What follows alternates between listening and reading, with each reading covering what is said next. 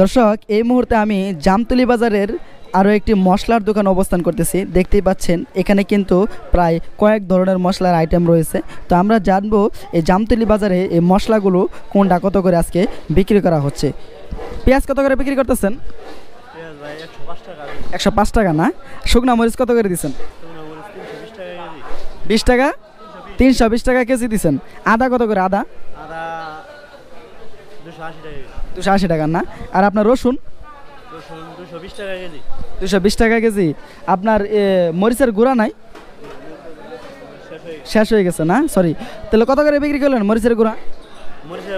আমি ভাঙা বেশি তো 400 টাকা কেজি বেশি। 400 টাকা কেজি বেছেন। হলুদের গুঁড়াও ভাঙায় বিক্রি করেন? না, হলুদের গুঁড়া ভাঙা বেশি না। কত করে বিক্রি করেন ওটা? কিনাই না? 320 টাকা কেজি বিক্রি করেন না? আর তিসি কত করে দিচ্ছেন? তিসি বেশি 160 টাকা কেজি। তেজপাতা কেমনে বিক্রি করেন? তেজপাতা কালি জিরা মশলা ফ্রি দিয়ে দেন না? যাক আলহামদুলিল্লাহ।